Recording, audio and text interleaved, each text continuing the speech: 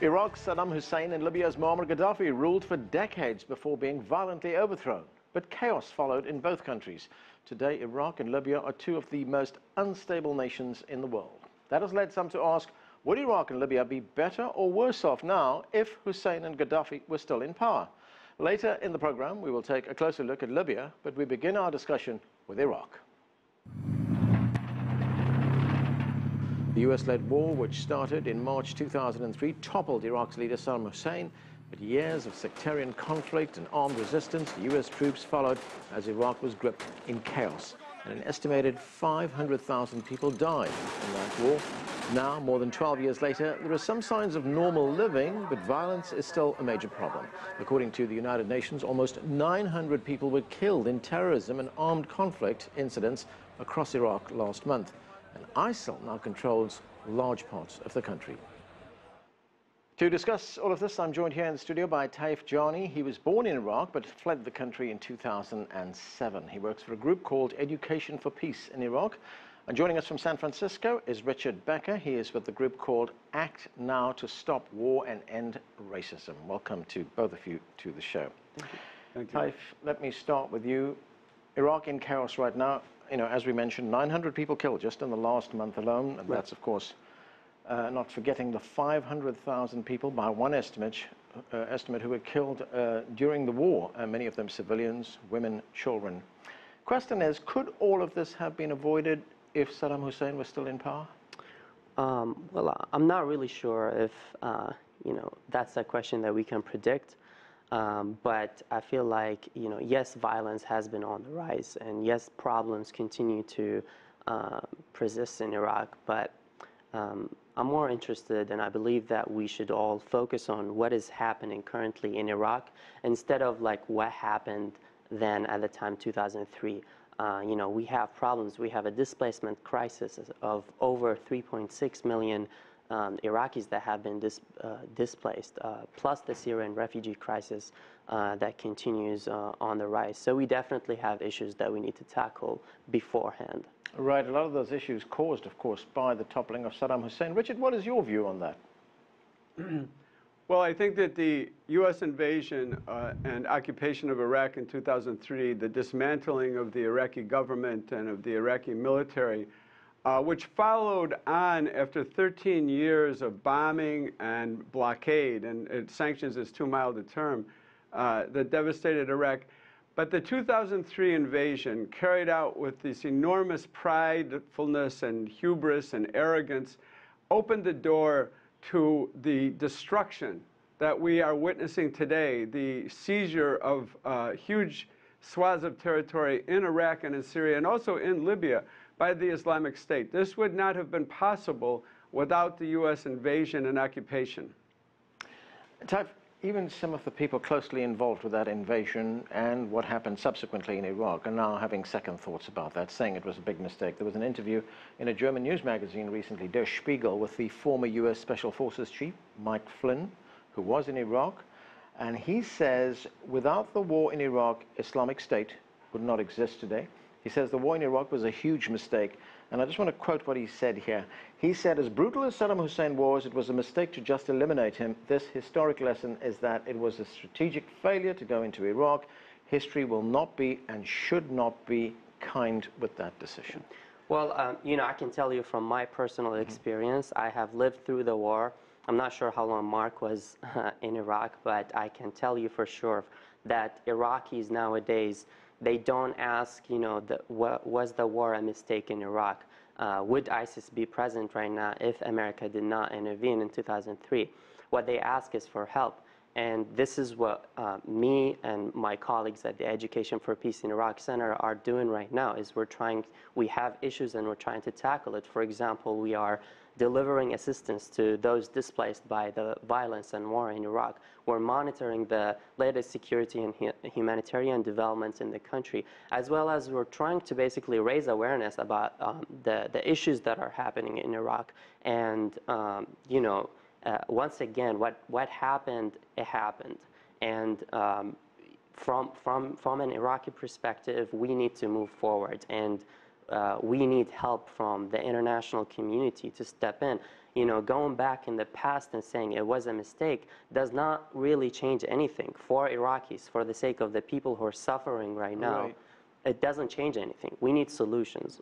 But, you know, looking at the present right now, the war caused serious divisions in Iraq. We see those divisions right now in a civil war. Right. Well, I mean, the divisions right now, this is not something that started right now. I mean, tensions were there, and then the invasion, you know, it just allowed multiple people after after 2003 to come in, to step into power. You know, Iraq at the time before was ruled by a dictatorship. That's correct. And a lot of people suffered at the time, but right now Iraq is under the control of a bunch of paramilitaries. Basically, the tensions are there, but we need to focus on some solutions to that.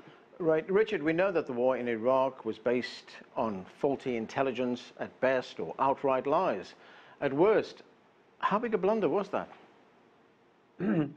Well, I think that it's clear that the intelligence was not faulty, as you suggest, but it was fabricated. That was fabricated. The carrying out of a war against a country which does not threaten you is a crime against peace. It's considered to be the highest form of war crime. It's the crime for which the Nazis who were hung after World War II were hung. And yet we see that today, and I think this is a very important point. Well, of course we want solutions for Iraq today and for Syria and for the people of the region. We want the best for all of them. But the idea that these people could live in luxury, I'm talking about Cheney and Bush and Rumsfeld and Rice and Powell and all of them, could today live in luxury while they fabricated the reasons for a war that has utterly devastated the entire region, is an outrage. They should be brought to justice. Justice demands that. Taif, Iraqis may not be asking the question whether this war was essential or whether it was just, etc. But if we look at what happened, 12 years of war, do Iraqis ask themselves what that war achieved? Well, what we want is we want the Iraqi security forces to handle what's going on in Iraq. We want the government to respond to the public needs. And the international support is necessary at the time. The Iraqi security forces are not there yet to meet these needs. They need advice. They need to be trained. Military is not the only solution. Iraq can benefit from other solutions to what's going on in the countries. And Iraqis, basically, they need to know that the world is watching what's going on in Iraq and is able to provide solutions. Not only we're looking back and saying this and that was a mistake. They need solutions now. Richard, how do you see it unfolding in the years ahead? Are we going to see lots more sectarian strife and possibly the dismemberment of Iraq into 3 separate entities, one for the Sunnis, one for the Shias, one for the Kurds? Well, I don't think that Iraq today is a unified country.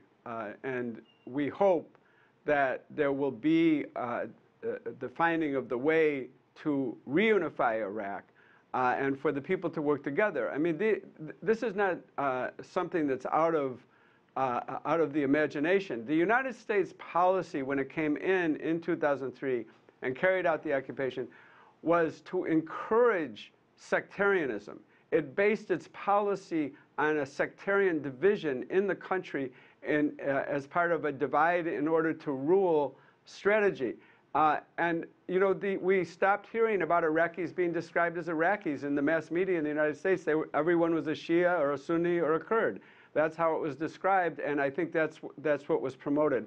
We think that the Iraqi people can overcome, and we believe that given their history, and that they will overcome, and it is only them, only they who can overcome, and it's an exercise of self-determination that is absolutely necessary to create a better future for the people of Iraq, and that goes for the people of all countries. Taif, do you share that optimism that the Iraqis will overcome this? Do you see this country whole as a sovereign state? Yeah, I definitely do. And, you know, Iraqis are not only Kurds and Sunnis and Shias. There's, Iraq is a very diverse country, and the public wants to see Iraq unified. We want peace, and we want to basically, you know, enjoy our lives and enjoy the houses and homes where we grew up. So, you know, I do share the optimism, and I hope that one day Iraq can, you know, overcome the obstacles it's facing. And Richard, I just want to get back to a point you mentioned just now, talking about the reason for this war. Very quickly, we just have a little bit of time left. What was the reason? Was it about oil? Was it about strategic interests? What was this about? I think that it was about domination of the region, which has been an objective of U.S. foreign policy going back to World War II, when the U.S. became the dominant superpower in the world. But I also think that there was a project in the minds of the neocons that they could come into Iraq. They said themselves they expected the U.S. soldiers to be greeted with chocolates and flowers, and that they would remake Iraq, and by so doing, remake the entire Middle East in the image of the United States. It's the most horrific form of arrogance, right, the most destructive form of arrogance.